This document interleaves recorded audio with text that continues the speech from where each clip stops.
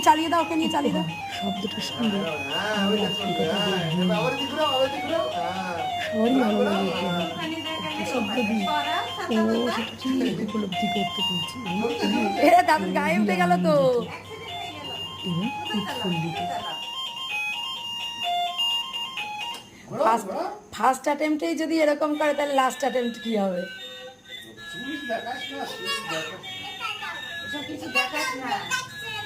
এবার বলে ওটাও জ্বলবে, ভোজো। কে বলেছে ওটা জ্বলবে?